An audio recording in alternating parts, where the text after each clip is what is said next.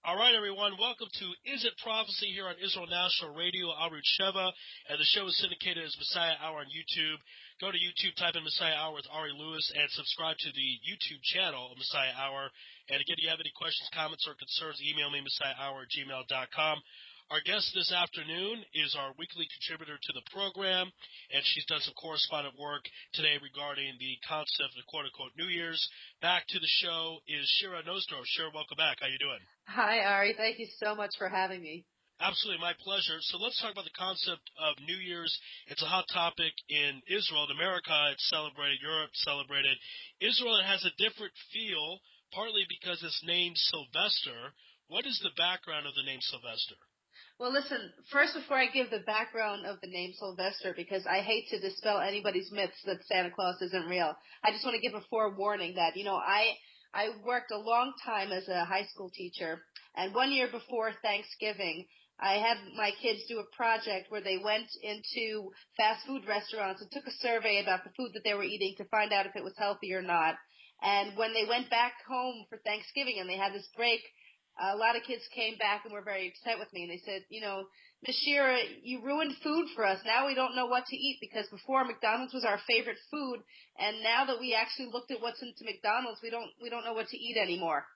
So, we could get into what Sylvester is, what New Year's is, but I don't want to ruin anybody's party if they're planning to go and celebrate, especially, we've had such a rough summer, but it's really not a Jewish celebration when you look at the historical background and when you talk to rabbis and when you do a little research. As much as there's no such thing as Santa Claus, I hate to break that to people out there who are 5 years old or under, there is no Jewish holiday as January 1st, New Year's, for us, especially here in Israel, in Jerusalem, where it was a time where Sylvester was one of the worst possible times for us ever. So with that in mind, I'm really sorry, Ari, and whoever's listening, if you were planning on getting drunk tonight, but you should know exactly what it is you're celebrating. Yeah, so there's a spoiler alert for everyone listening, but we will tell everyone what is going on. So who was this man, Sylvester? Well, Sylvester was a saint that was from Rome, and he was a Roman pope during the Cian area, which is about 325 CE. And what he did was he prohibited Jews from living in Jerusalem. Now, where do you live, Ari? I live in Jerusalem. Me too. But if it was up to this Sylvester person, we wouldn't be here. In fact, what we would be was we'd be dead in the streets, which is what happened on December 31st, to celebrate this annihilation of Jews in Jerusalem, is that he awarded Christians to pay memory to him by letting people, as much as possible, kill and murder any Jews that were left in the city of Jerusalem. Spoiler alert, number one. Yes. Now, let's start with the obvious question. If Sylvester was such a bad man to Jews, and we're in Israel, why do we name a holiday after him? Good question. Well, the Israeli government, when they heard what January 1st was for people, tried to dissuade Jews here from celebrating that, because that's another spoiler alert coming up. And since they didn't want people to celebrate January 1st, which also traditionally is a terrible day for Jews, they sort of really persuaded people not to do the January 1st thing in terms of New Year's. So people still wanted to be aligned with what the rest of the world was doing. So in Europe, what they do is they celebrate this Sylvester thing, and that was kind of their backhanded way of saying, okay, we're not doing New Year's January 1st, we'll just do the Sylvester business. So it's European influence, and they wanted to move away from the January 1st celebration because you said that was bad for Jews. What happened on January 1st, outside the whole Sylvester thing, but just January 1st? Why was that a bad day for Jews? January 1st is bad news for the Jews because it supposedly marks the bris of Jesus, although according to any of the accounts that Rabbi Kellerman was talking about in his shir on the true story of Christmas, December 25th, here it comes, is not the birthday of Jesus at all. Do you want, I don't know if you celebrate Christmas or if this is going to hurt your feelings too, but according to Rabbi Kellerman, Catholic Church doesn't exactly know when Jesus was born, but what everybody can agree on is that it wasn't the December 25th. The first accounts of Jesus' birth date number one was that it's not even actually in the year one. So if we are celebrating New Year's and, 2015 is year one after Jesus' birth, number one, he wasn't born in year one. According to the oldest sources that the Catholic Church released, they were from documents in 243 CE. There was a Catholic document from North Africa called the Pascha Comtumus. His birthday was March 28th. March 28th. But the Catholic Church wasn't confident in that either. Apparently, the Clement Bishop of Alexandria in 215 CE thought that his birthday was November 18th. And then one of the most respected cardinals that speaks for the Pope thought that it was actually, you ready for this? Yeah, September 11th. Oh, that's ironic. Right. So September 11th is what the most recent sources in Christian theology think his birthday was.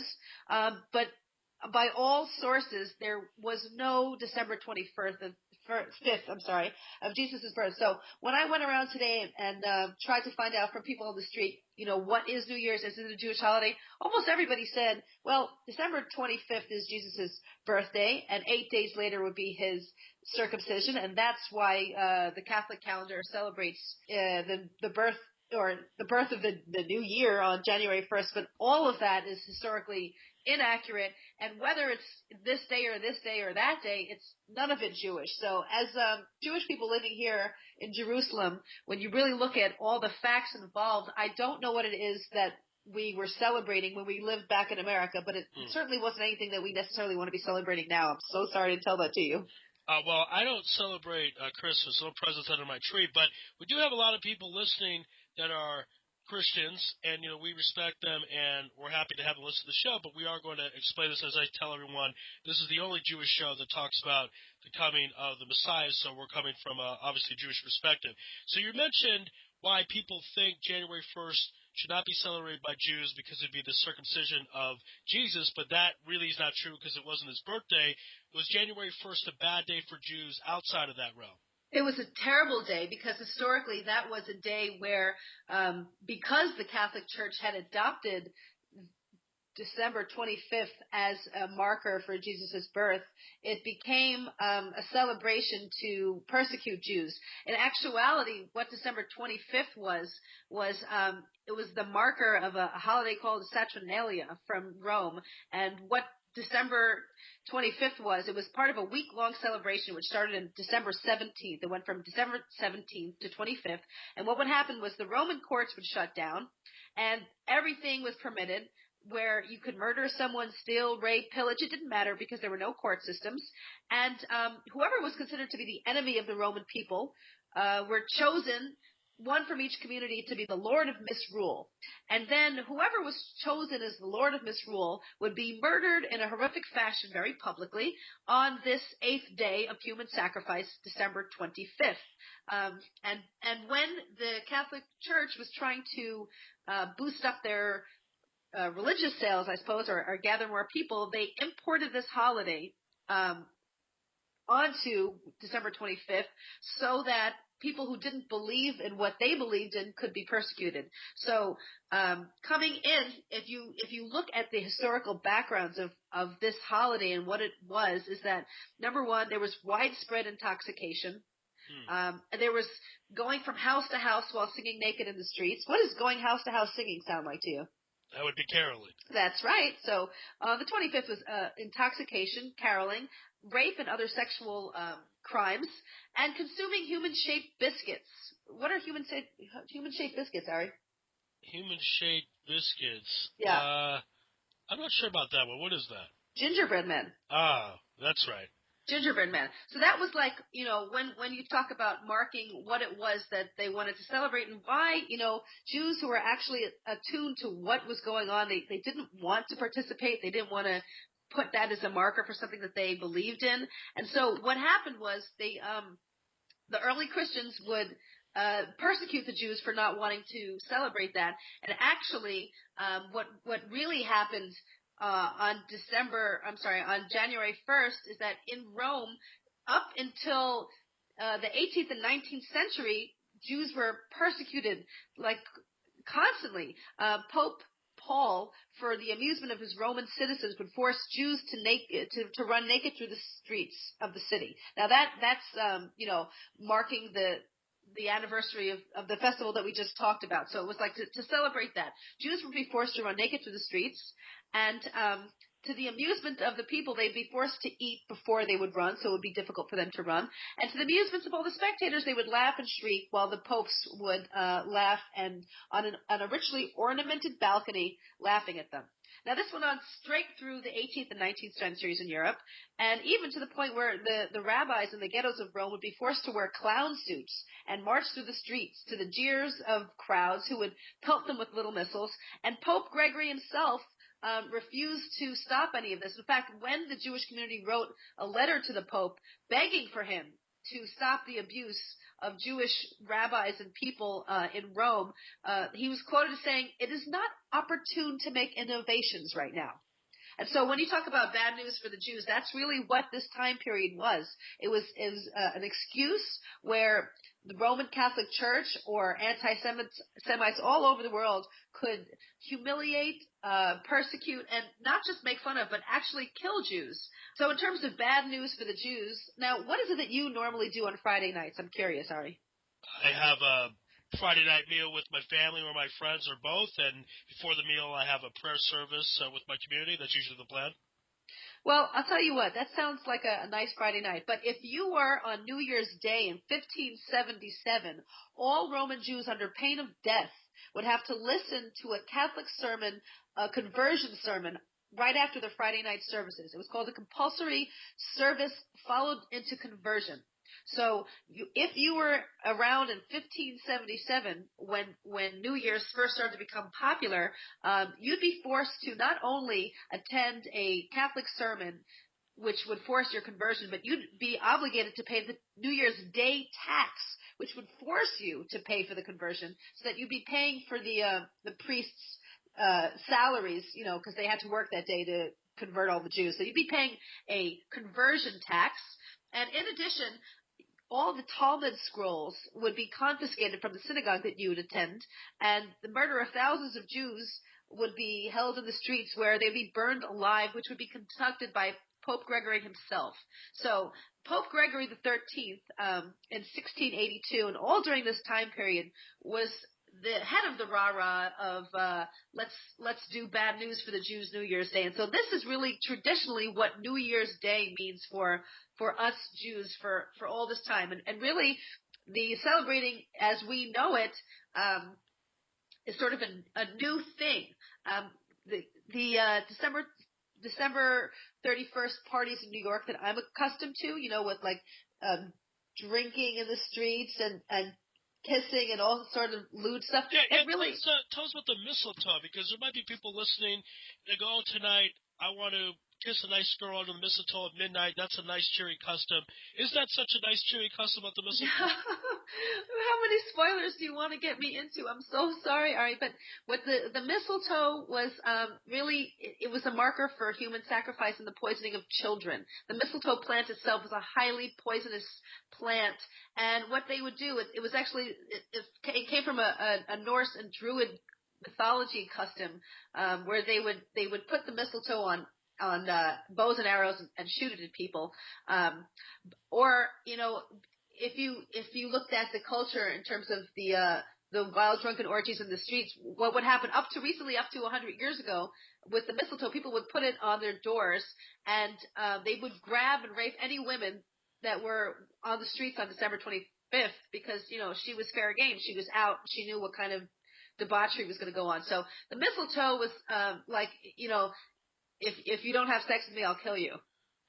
Wow, that's not so romantic.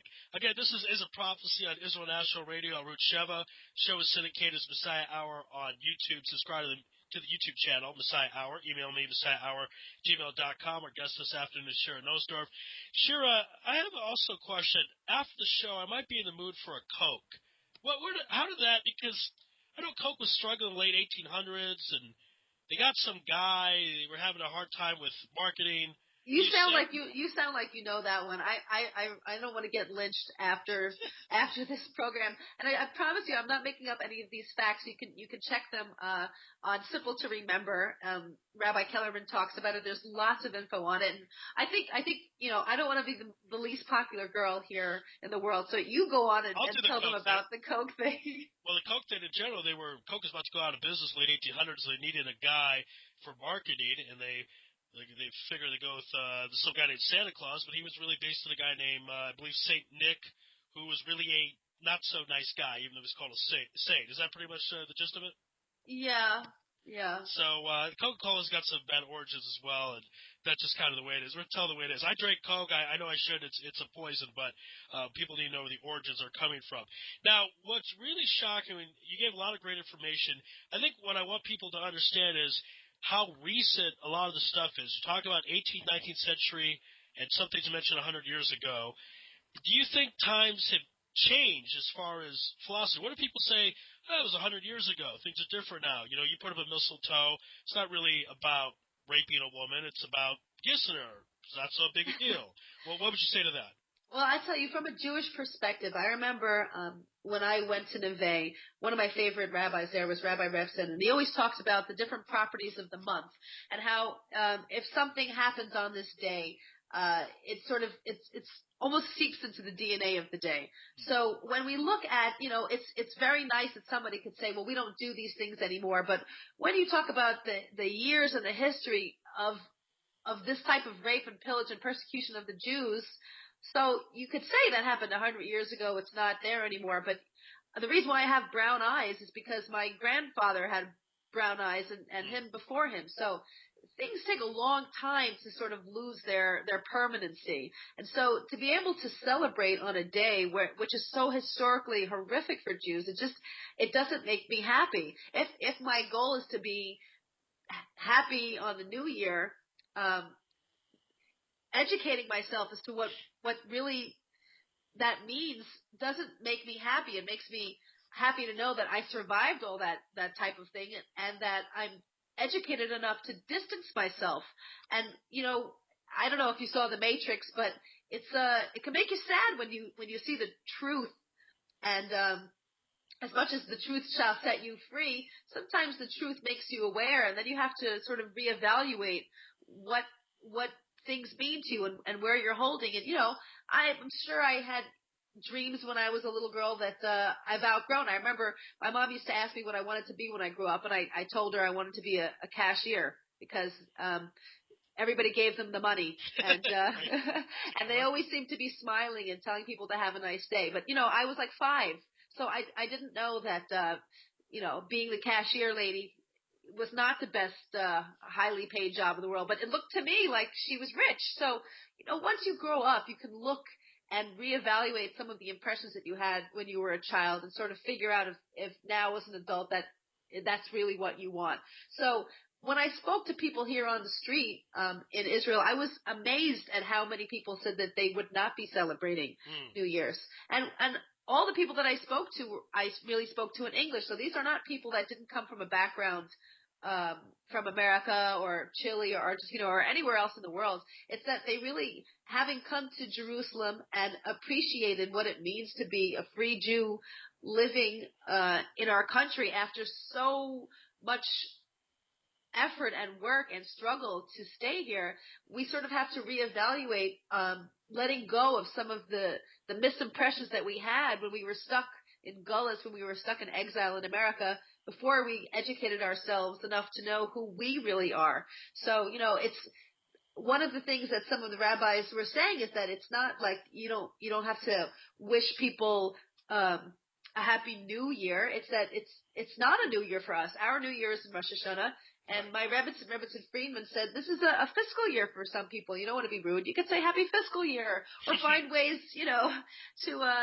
to educate people or to tell them and not to spoil New Year's as, I don't know, I hope I didn't do for people, but just to really, thank God that you have seichel, you have your own mind and you can make choices and judgments for yourself and really not to ruin a day for somebody, but to celebrate the internet that we could read or books that we can read and say we've really come a long way from just blindly accepting the words of leaders who aren't even ours. That's for sure. And real quick, any cashers listening, sure to mean offend you. We're just making a point that you may perceive as something one way, but really there's other stuff going on. Now, what we're going to do is we're going to take a break, and in the next when we come back, Shira is going to play us interviews with Ken Spiro, Rabbi Yom Tov Glazer, and we're also going to have some extra surprises. So that'll be on the other side. Again, this is a prophecy on Israel National Radio, Root Sheva. The show is syndicated as the Messiah Hour at YouTube. Real quick, Shira, just 1 minute, if you could explain your thoughts when you found out all this information, because you mentioned you grew up in New York City, you saw the Times Square celebration, the ball drop, Dick Clark. What did it mean to you when you found out the truth about New Year's? Listen, for me as a person growing up in New York City, I never was really into the drinking as much as possible and barfing on the street thing. For me, New Year's was like a time where I could work in a bar and make money. You know, everybody else was drinking and getting as wasted as possible. I'll tell you a quick story. New Year's 2000, I actually met Eminem, for real. And, I was working at Studio 54, and they were going to pay me $2,000 to work coat check. Now, I don't care about, like, you know, drinking and partying in the street, but if somebody wants to give me $2,000 to hang up coats, I'm with it. Yeah, that's a pretty good deal. Yeah. So Eminem came in, and he was with D12, and they came into coat check, and I was surprised because I heard he had a show at Webster Hall. And he was so wasted and so drunk he had forgotten about the show. For real. Wow. You know, and he asked me if I wanted to come up and hang out with him. I said, listen, Em, I'm kind of working. I'm going to make $2,000 right now to hang up your coat. But if you want to pay me $2,000 to sit next to you, I'm okay with that too. And, you know, he was shocked. Like he thought like I would just jump to sit next to somebody. But I'm a Jew, you know, I'd rather make the money. So Yeah, I went up there on my break. I had a glass of champagne with Eminem. And then they wanted to leave, and they asked me again, you want to come out with us? I said, like, I'm $2,000 I'm making. You're not paying me $2,000 to come hang out with you. And so, like, you know, that was New Year's 2000, and that was the millennium. Everybody thought the world was going to end. We thought of Y2K. And you grow up, you go past it, and I thank God I made money on those times. So I was never into, like, partying, and I didn't dispel any myths that, like, the ultimate goal for me as a person was to embarrass myself or whatever. I got good enough stories that I could say, like, I know what people think is fun, you know, working at Studio 54. But that wasn't really fun for me. What's fun for me is seeing my family and friends and paying my rent and just learning enough to come up with educated conclusions about who I want to be and how I want to present myself to the world. So, am I upset now that I spent the day doing research on New Year's and realized that I live in my homeland and that when I talk to people that I'm blown away by the willingness they have to let go of things that are not healthy? Not at all. I'm blessed to live in this community, and I hope everybody comes here and joins us. All right. Good stuff, Shira. We're going to take a break. We'll have more on the other side. This is a Prophecy on IsraelNationalRadio.com.